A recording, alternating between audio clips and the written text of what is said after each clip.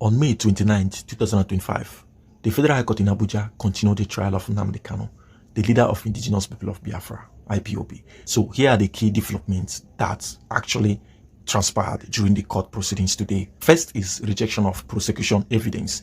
Justice James Omotosho ruled inadmissible certain evidence presented by the federal government, citing concerns over the manner in which it was obtained and its relevance to the case.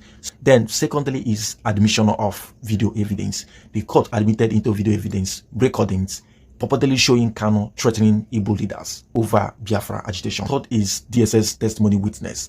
A Department of State Service DSS operative testified that Kanu was treated with presidential care during his detention, denying allegations of coercion.